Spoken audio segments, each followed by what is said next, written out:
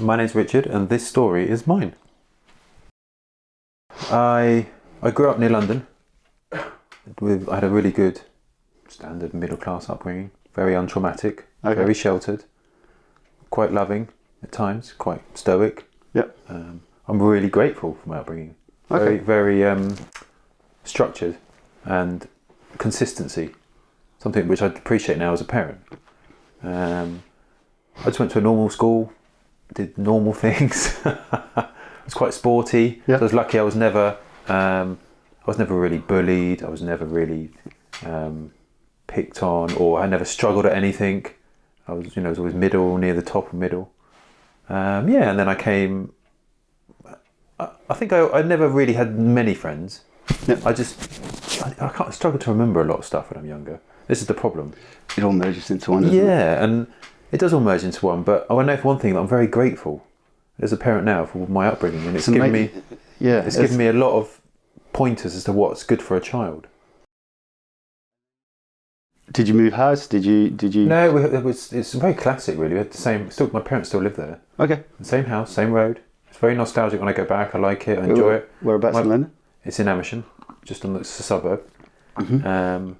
And my bedroom's still there. It's not my bedroom, but the carpet, it's still the same carpet. Brilliant. No, it's nice when I go back there, and it's that comforting feeling which I hope one day I can give to my own children when they come back to a house and they go, "Oh, I remember that. I remember this." You any brothers, sisters? Yeah, I've got a twin brother. Okay. And a sister, or just an older sister. Does your brother look like you? Or? No. No. He's not as handsome. So it's not identical though? No, he's not identical, no. We're quite identical in the way we act, I think. Yeah. And how in a lot of our actions, I think we're very, very similar, but no, physically we're not the same. And I wouldn't say that we're that close, really. We're more like brothers. Sure. So people often ask, these are quite common questions. Do you look like each other? Are you close? Yeah. And I'm afraid to disappoint people, but that's it. We're just like normal people, like normal siblings. Your sister was that older, younger? Yes, 2 years older. When I was younger, all I remember is her being angry and stroppy. Right? But now as an adult, and I look at teenage boys and teenage girls, there's a big difference between teenage boys and teenage girls for sure. The girls are way ahead. You get very few boys who are mature enough at the same level as girls and teenage levels. What about things like holidays and stuff like that as a kid? Yeah, so it's a good point actually, because I remember every year we would go camping in France.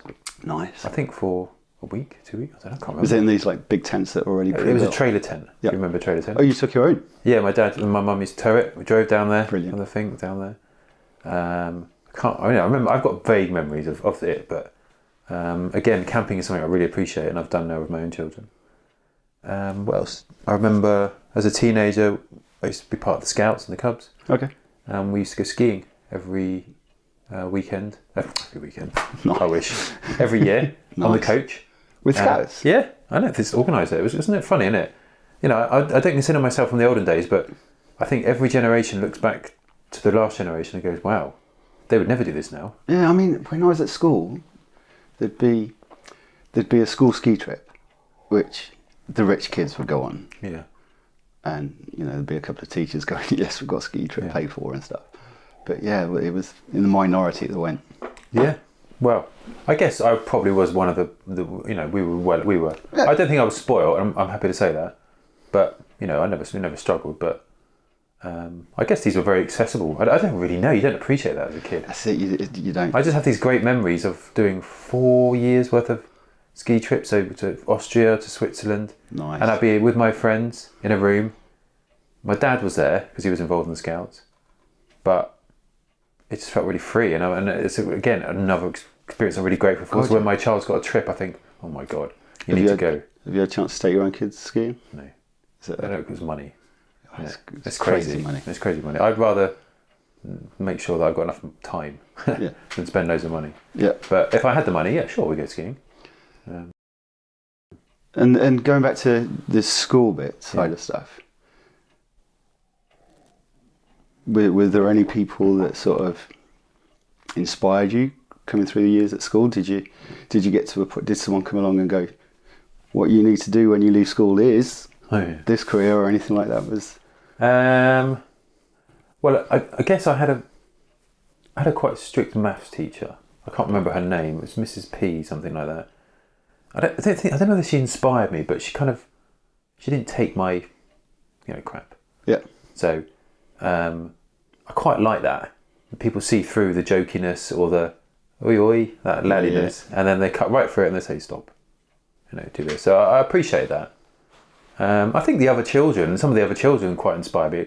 Some of the naughty, what I would class as the kids who were naughty, I remember even now really, when I see naughty people, I quite admire their bravado and confidence and think that, God, you could make that really useful if you channeled that into something other than, I guess, where you are. Because, like we can all be successful and it doesn't matter if we're illegal or legal, but obviously some people aren't that very successful legally or illegally, but they've got this massive confidence and they're not bound by these structures of life.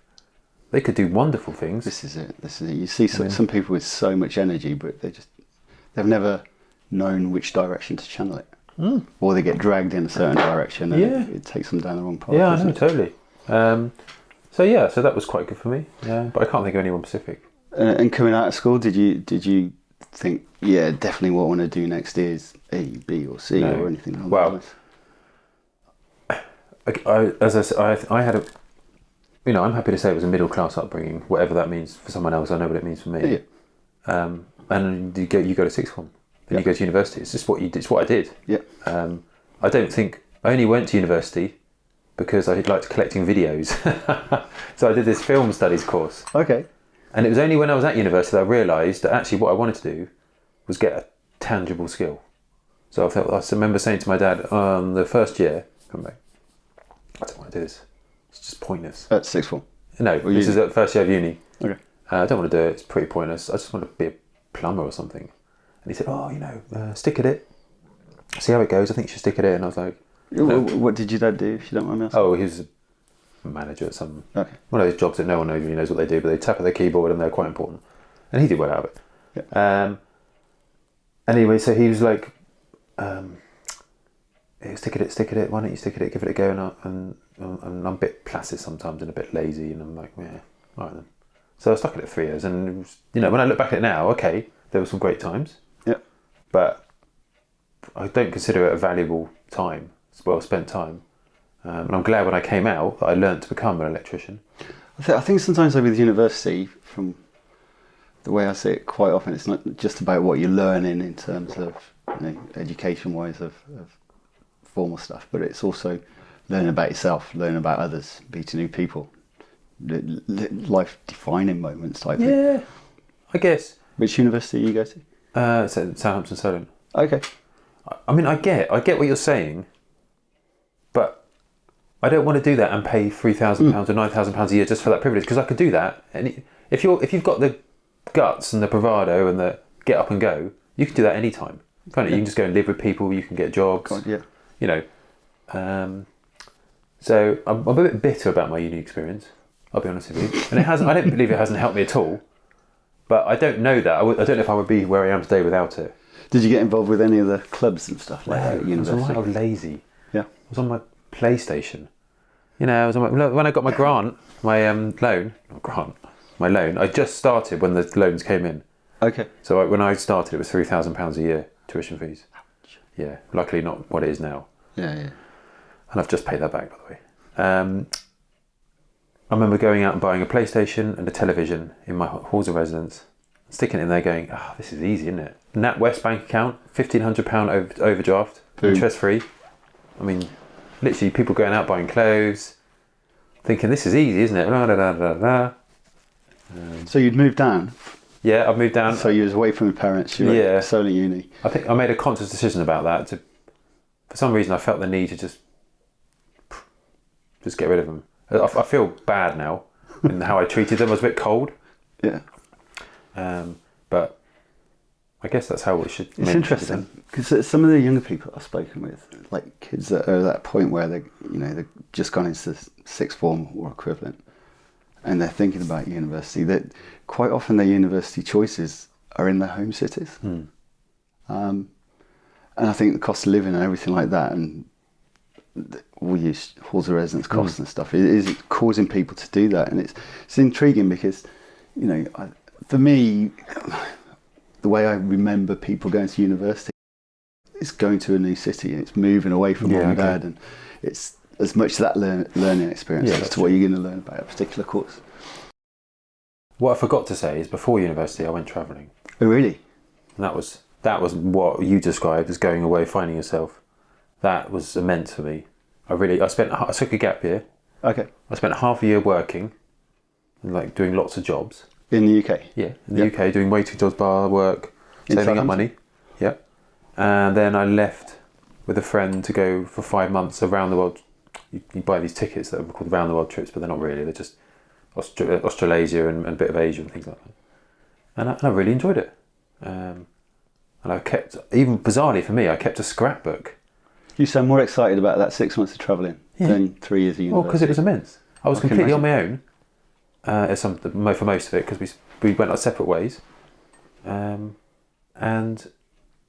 yeah, I've got some really great memories from it. And I learnt a lot about myself, I think, and about how I interact with people, what I can do. So name me some other countries you went to. We went to New Zealand first for a month, and we hitchhiked around New Zealand, and we thought nothing of it doing that. And I remember both North and South, or? Yeah, North and South Island. And I remember this is pre mobile phones. This is 2001, I think. This is just after 9/11. Okay.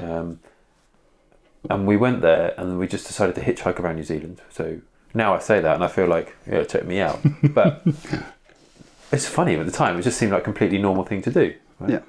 And I really enjoyed New Zealand, and that was a fun thing to do. And then we kind of went our separate ways after that. We had a bit of a falling out. Went to Australia. Went to Australia. Got a van and travelled down the coast, the west coast, up the west coast of Australia. Yeah. Went to the neighbours' set.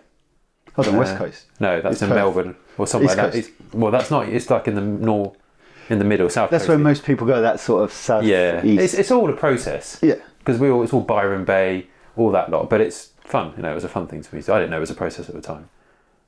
And then I went to Indonesia, and I took a boat trip from Bali to Komodo Island. That was probably my favourite, because you pay this money. When I think about it now, it's daft. Right? You just gave this guy cash, this poor Indonesian man. Just gave him cash. He said, "Right, see you tomorrow." And of course, he wasn't there. Okay. And when you get there, you pay again, right? And then you go on this boat, and there's literally this charter boat. It's like a fishing vessel with about 10 other Westerners on there, and the crew were from Indonesia. And you spend 3 days on the boat, going around the little islands all the way to Komodo Island, sleeping on it, eating on it, diving in the water, and then you go and see the dragons, Komodo dragons. Then you get the ferry back from Flores, an island called Flores, and you prepay for that ferry, of course. And when you get there, you have to pay again. There you go. Because we're all suckers. Yeah, and then after that, I went to Malaysia, bits of Malaysia, not in all of it, and then I went to Thailand. And I just came in. Oh, man, that sounds awesome. Yeah, isn't it great? Isn't it?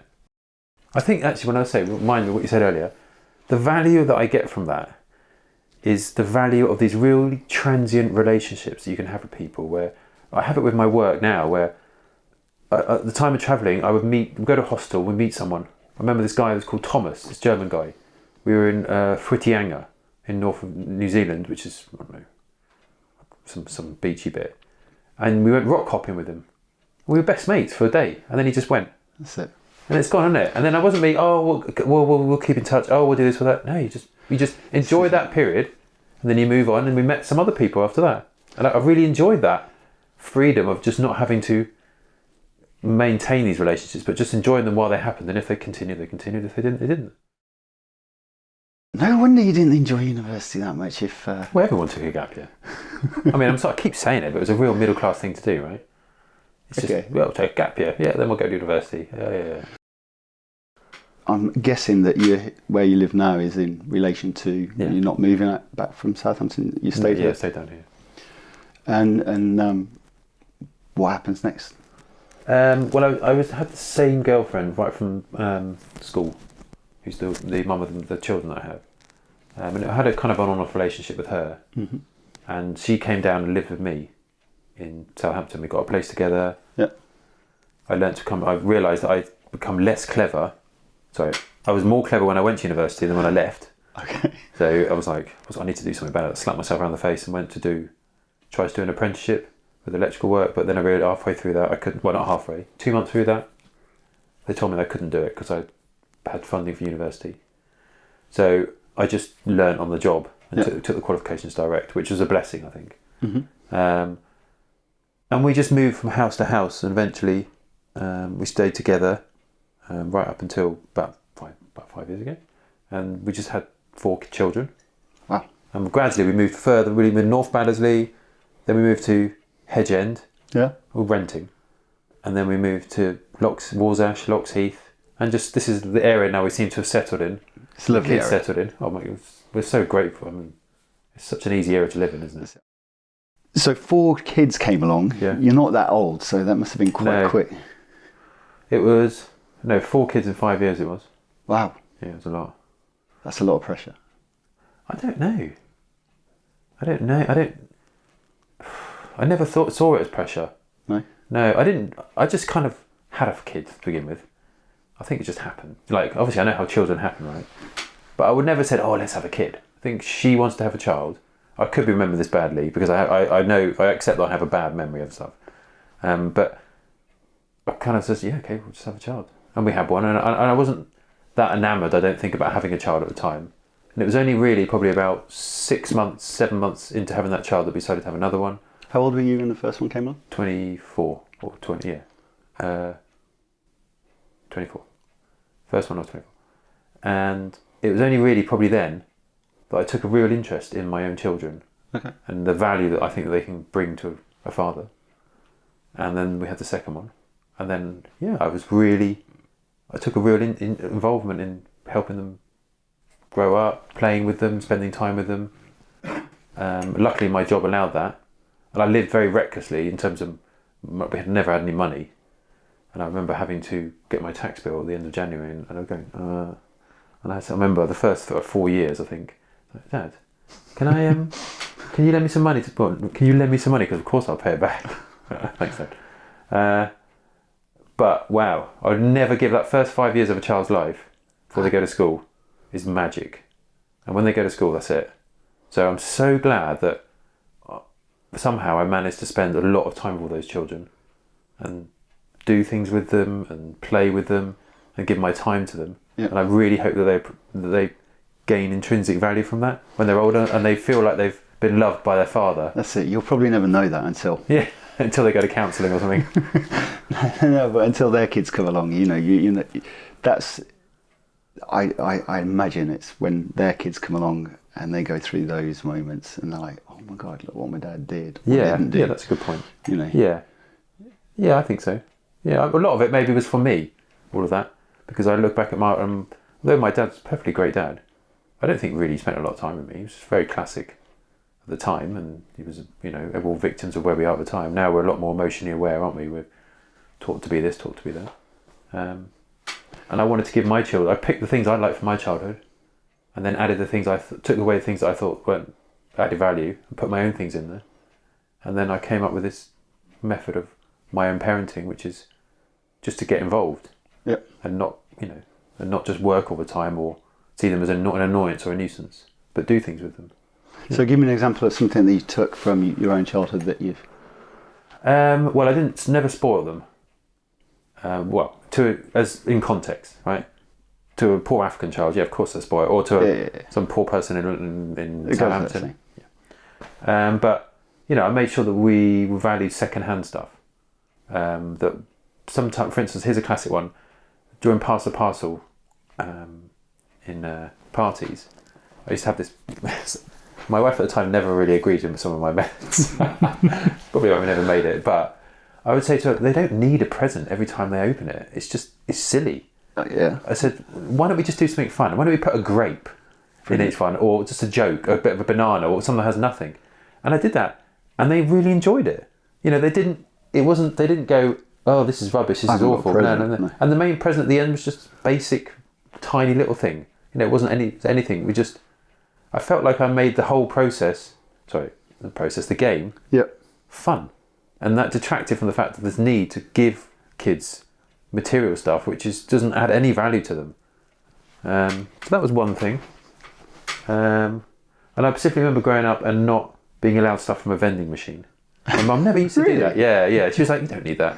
You don't need that. And I did that with my kids. And you're right, you don't need it. No. Can I have that, please? Can I have one of those? Just Can I have because this the machine's magazine? there, I want one. Yeah. No. And the value of saying no to a child, I think I'll take that as well. It's just like, no, you're not having it.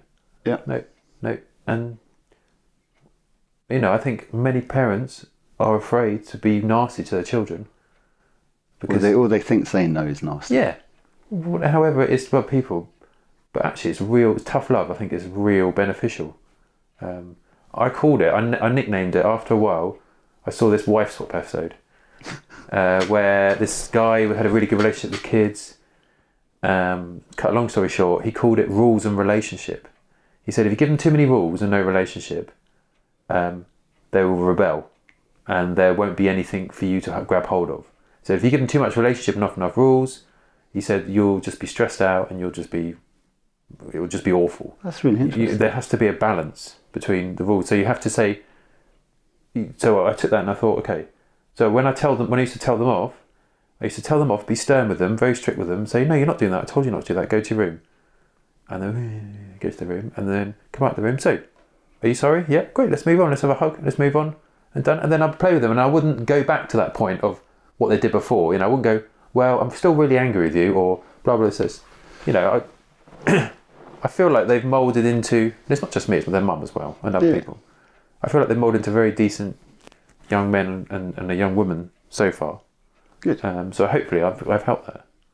It certainly sounds like it. You certainly seem to put a lot of thought into stuff rather than just reacting to the situation. Yeah. You think maybe, about it. Yeah, maybe thought. Maybe it was just luck. Maybe. I don't know. So your kids, they're growing up. You've gone from 24 to now, whereabouts are you? Well, age-wise, roughly? 40. Yeah. At what point did you go from the apprenticeship and learning on the job, and then did you work for somebody else? Did you set up on your own? Yeah, in 2008, I decided to go out on my own. Yeah. Just do jobs. I don't think I was ready. I made a lot of silly mistakes and had quite a careless attitude sometimes. But I did it. And that was right when the credit crunch happened. Okay. So if you remember that. And I struggled to get some work a lot of the time. And there's lots of lessons I've learned from all of that. The way you talk about work, is it something that excites you? Is it something that you wake up and go, yes, I'm going to be an electrician today? Or is it's a job I don't mind doing, I'll get some money from it? Well, I like to be pioneering in my life. I don't like the Costa coffee of life. Although it works, I appreciate that. We all like a Costa coffee. It's nice, but we don't have to have one. We don't have to all have a 9-to-5 job. We don't have to call work. It's just something to do. That's me. I like it as something to do. So when I was bored of my electrical work or bored of the same old, the Costa coffiness of it all, I decided to do the train stuff. I thought I need to do something about it. The only person that can do stuff, change stuff, is myself. So right, this is where we briefly chatted when I came in. There's two items that you just blew my mind with. Yeah. And one is the trains. Yeah. So tell us about where did it come from? Where did the idea come from? My son started playing with some train tracks we used to buy from Toys R Us, and he was just besotted by it. He'd just be on it for like 6 hours in the day, and it was just, he'd just sit there and watch him play, and it was so beautiful to watch him play. And I just thought, let's just get some more. Yeah. Built some more, and I thought, this is cool, isn't it? So we'll go on eBay and buy some more. And brought it out, got 4 boxes worth. My son's really enjoying it. We're both on a very even level of appreciation of stuff, of building cool tracks, of doing, bonding together. And then we started to do a few displays at train shows, because I was in a quite proactive mode. And I thought, we'll just speak to someone and just say, yeah, okay, we'll just do that. That's fine. Yeah, sure, if you want. So we built displays and people were interested in these displays. And then I decided to I said to him, right, we've got enough stuff. Why don't we just build a massive train track in a hall in Loxheath, in the Priory Park Community Centre. Yeah. This is about 11 years ago. And we'll just put it on Facebook. Oh no, sorry. The first one we did was called we raised money for a disease my son had in his hip. So we had Perthes disease in his hip. And we decided to raise money for that. And I called it the Toy and Car Train Exhibition in Loxheath. And what my idea for that was to have different tracks all the way around the main hall in the Loxheath Centre, where people can come in and they could interact with these tracks. Okay. So it wasn't like a normal model railway exhibition where you can't touch it, only look. Yeah. So we had some guy brought in his scale electrics, so kids could come along and have a go on that. We had some Hot Wheels sets, so they can come along and play with that. We had some of our stuff that we set up. I managed to get some random bloke off who enjoyed the same train tracks that we enjoyed, because they were called, it was called Play Rail, Tommy trains. And he came along and set some stuff up, and kids come along and play with it. There was some other stuff there, and it raised about £1,000. Really? Yeah, for the Perthes, and it was just inundated with people. Wow. My mum helped there. I think my wife at the time helped. I'm not sure. The kids were helped and involved, and then after that, I thought, that's just crazy. Let's just build a big one in a hall. So we just built a big one in a hall, and then put it on Facebook as I think we still called it a train exhibition or something like that. It was a very engineering type name, very unromantic. And then gradually it just grew and grew from that. And I realised that there was a real appetite for children, to take the big train track that we can build in our lounge, take it out of the lounge and put it somewhere else. You know, a really simple concept. Yeah.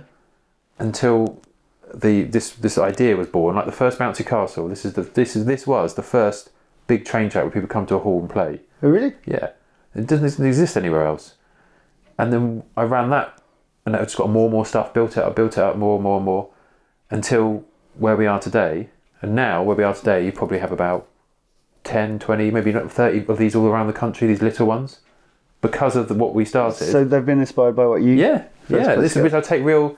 And I'm really proud about. Yeah.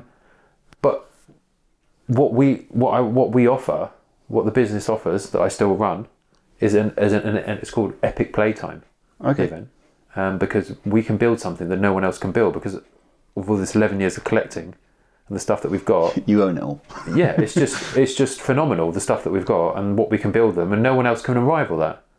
And sorry to jump in different places in there. This is where I'm at the moment with it, where I want people to come along to Track Party Epic Playtime, and to enjoy like a Disneyland experience of train track playing, rather than go to these ones that are in these halls, the smaller ones in these halls, which I'll enjoy, that's fine. And the regular event, is it? It's every month. Yeah. Yeah, every month down the road. My children work with me there. So it's a nice thing to do with them. And they have a really good, because of Track Party, they've been working there a long time ago, right? Probably very illegally. But it's installed a great work ethic in them. Yeah. They understand what it takes. And that's it. They probably don't see it as work. They see it as being part of it, being part of this thing that Dad's created. Yeah, they see it as work. Yeah, because it's become so normal for them. Okay. Because it's that regular. Yeah, it's that regular. And I used to do it a lot more than just once a month. But they're keen to earn the money, and they understand what they have to do to earn the money.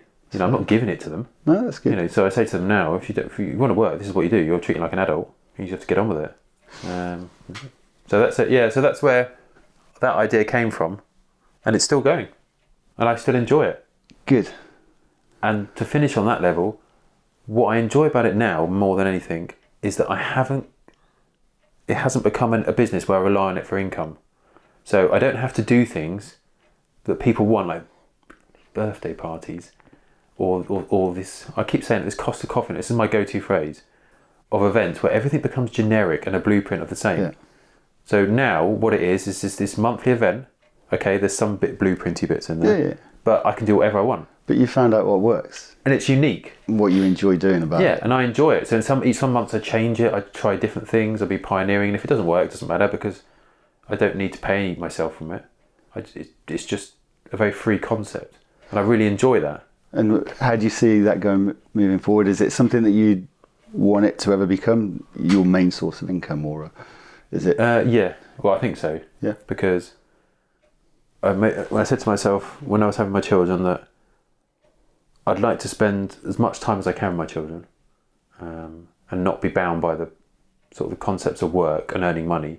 And once they're to point where they're 15, 16, which is sort of nearly there really right now, then I can start concentrate more on work and put more time into work, which is about when I'm about 45, so about 5 years' time. And I think this what I have, I think I can be one of those people that turns up on the BBC News and that light bit at the end of the news where they go, and how about earning £10,000 a month for doing large train tracks? We found a man who builds a large train tracks for rich Arabs or something like that. You know what I mean? And everyone wants the wow factor in London, and I say, yeah, all I do is I build a train track, and they give me 10 grand. That's it. And you don't have to work for the rest of the month, do you?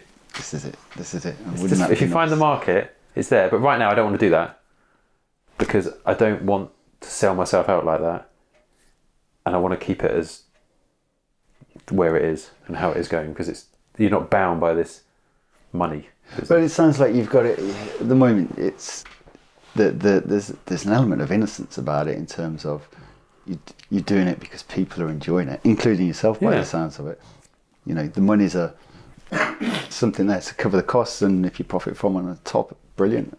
And it's been used for fundraising as well. So there's one other thing that you mentioned that really stood out, which was the beer mat. Oh yeah, right. So I think it was a period of my life where I felt uber confident and I had a lot of energy to do things. And this was pre-COVID, you said? Yeah, this is 2020. Beginning of 2020, end of 2019. And I went on a stag do in 2019, and somehow we got this conversation. Oh, we were flipping beer mats. And I was saying to them, I was just made a proclamation. I said, I'm going to hold a World Championships. And it was going to be in some board game, or I can't remember, some random thing. And I found out there was already one that was existed. Before you carry on, because there's going to be people watching this, hopefully, from outside of a country where there's pubs with beer mats. But if you could explain the concept of what... Yeah, so a beer mat is something you would have a table in a pub or establishment, and the beer mat would be this square thing, like a coaster, and you put it on. Okay, and they're branded and they're given into a lot of pubs. And the idea of beer mat flipping is that you get the beer mats, a small stack of beer mats, you put them over the edge of the table, with the back of your hand, you flip it up with one hand and then catch it. Okay. I don't know where it's come from, beer mat flipping. I don't even know how we chose it. It's a classic British pub game. I thought, let's just do it. Yeah. And so we spoke to a pub down the road, and they said, yeah, sure, run it here. And it just mothballed from being this concept, an idea in a head, where I thought, I'm going to actually have to do this. So we got a press release together. We sent that off. We got on the Daily Echo. We got on the BBC News. We got on about 6 radio stations on interviews. So there's me. I'm doing electrical work. And then someone calls you up and says, do you want to be on the radio now? And I said, yeah, okay, fine. So you're on the telephone, on the radio, talking about it on Talk Sport or something like that. What with... I forgot the... It's Hawksby and Jacobs. Hawksby and Jacobs. It was. I've kept it all. I can imagine. I can almost hear the conversation now. They took it very seriously, those two. They would. I was like, come on, guys, there's a bit of tongue in cheek. But anyway, the day came, and it was it was on February the 3rd or something like that, in 2020. And yeah, it was a really big... It wasn't as busy as I thought it'd be, but it was busy enough. Only busy, and we would have been off. Everything ran smoothly.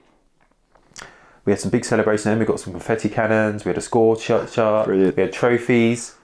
We had people doing write-ups about us in the news afterwards.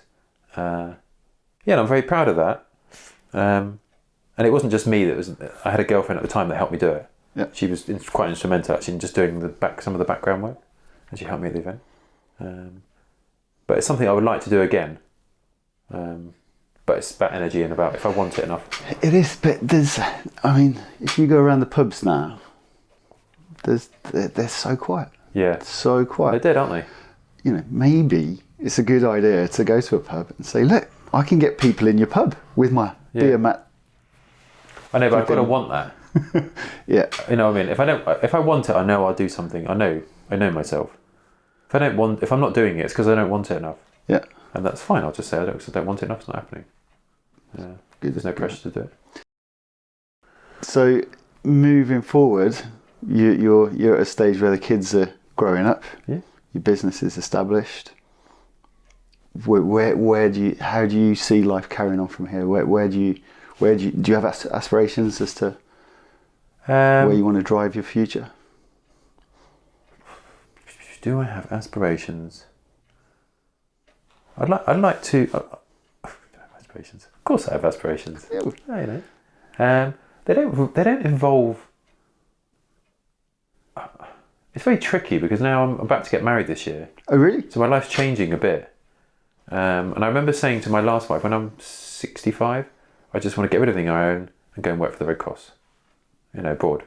Oh, wow. I remember saying that because sometimes you just look at stuff and you think, what's the point of all this? You just don't need any of this. Let's just get rid of it all. Let's go and do something meaningful and hearty and earthy. I can't say whether I'll do that now, but it changes when kids come. Yeah, I quite like where my life is, and if it continues how it was, that's fine. I'm very happy with who I am at present. I'd like to stay. I'd like to think I'll be fit and healthy. I'd like to think that my track party train business has increased in stock. We've got some very cool stuff. Maybe gone international, but I'm not going to put that pressure on myself. I'd like to think we've done some cool things. Like one of the things that I've got energy for that I want to do very soon is I'm going to speak to the garage, the Peter Nash garage, and I want to get one of their Porsches and put a train towel all the way around it for a video, right? These things like that would be cool. Who else can say they built a train towel around a Porsche? Yeah. So I'd like to think that at some point in the future I've done some more pioneering and different stuff.